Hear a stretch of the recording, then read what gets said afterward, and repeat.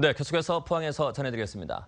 오늘 경북 동해안 지역은 대체로 맑은 가운데 가끔 구름이 많겠습니다. 아침 최저 기온은 22도에서 25도의 분포를 보였고 낮 최고 기온은 29도에서 34도의 분포로 어제보다 약간 높겠습니다. 바다의 물결은 0.5에서 1.5m로 일겠습니다.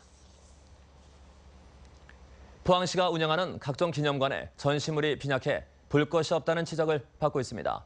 게다가 입장료가 없어서 만만치 않은 운영비를 시 예산으로 충당하고 있습니다. 김기영 기자가 취재했습니다. 2009년 109억 원을 들여 만든 호미곶 새천년 기념관. 1층은 전시실, 2층은 개인이 유료로 운영하는 화석 박물관이고 3층은 동호인 단체의 수속 전시실이 전부입니다. 이름이 거창해 호기심으로 들렀지만 8년째 전시물 보강 없이 건물마저 쇠락해 실망스럽다는 반응입니다. 네, 새천년 기념관이라 해서 되게 기대를 하고 올라왔는데 그거에 비해서는 이제 뭐 볼 게 돌밖에 없고 올라와봤자 볼 수 있는 거는 이거 경치밖에 없다고 생각합니다. 포항시는 지난달 조례를 개정해 올해 안으로 유료화할 계획입니다.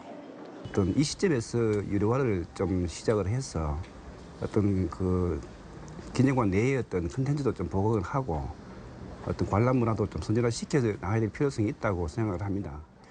컨텐츠가 획기적으로 업그레이드 되지 않고 유료화된다면 더 외면받지 않을까 걱정입니다. 저는 유료화한다면 아마 이 정도 내용 가지고는 전 안 올 것 같아요. 2010년 시작돼 40억 원이 투입된 이명박 전 대통령 고향마을 관련 사업에도 올해 14억 원을 추가로 들여 덕실관 컨텐츠 개선과 주변을 정비합니다.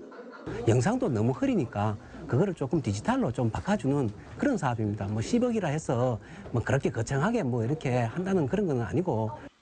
일부 시의원들은 볼 것도 없는데 왜 자꾸 예산을 들이냐고 반발하기도 했습니다.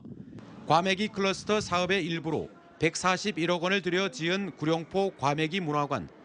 과메기 연구센터는 문이 닫혀 있고 술집과 덕장을 모형으로 엉성하게 재현해 놓은 게 고작입니다.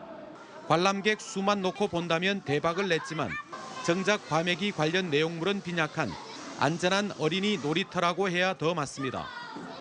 과메기 문화관은 작년 7월부터 시범 운영에 들어가 1년이 넘도록 정식 개장하지 못하고 있습니다.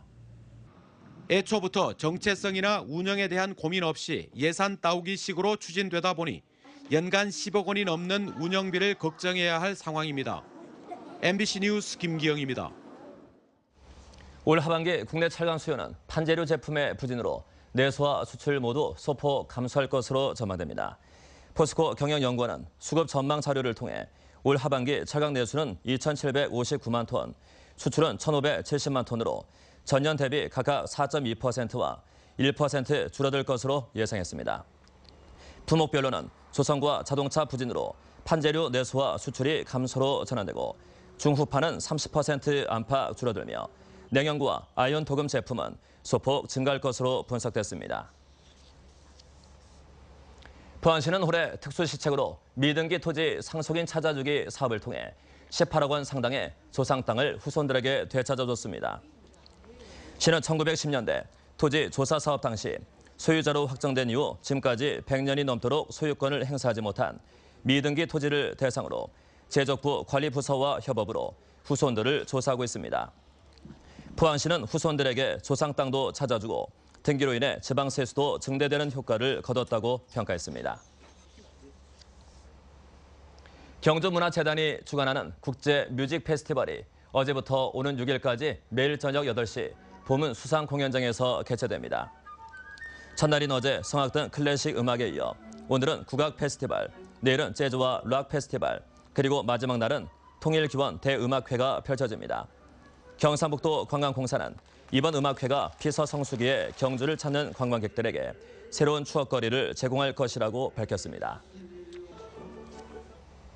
울진 소방서는 피서철을 맞아 정비 불량 등으로 인한 차량 화재가 잇따르고 있다며 운전자들의 주의를 당부했습니다. 소방서 관계자는 피서철 장거리 운행 전 반드시 차량 상태를 확인해야 하며 엔진이나 배선 등은 주기적인 정비가 필요하고 차량 안에 반드시 소화기를 비치해야 한다고 밝혔습니다. 한편 지난 3년간 경북에서 발생한 여름철 차량 화재는 모두 306건으로 도내 전체 화재 발생 건수의 18%를 차지했습니다.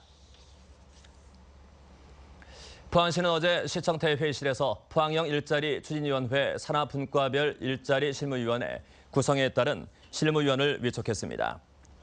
실무위원들은 포항 지역 각 기관 단체에서 일자리와 관련된 실무를 담당하는 전문가들로 기업투자 활성화 분과, 청년 창업 지원 분과 등 5개 분과 54명으로 구성됐습니다.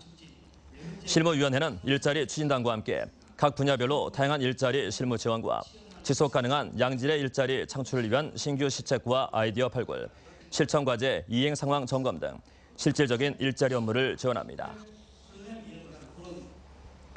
군산대에 이어 안동대를 포함한 각 지역 19개 국공립대학들이 내년 학년도 입학금을 폐지하고 전형료를 낮추기로 결정했습니다.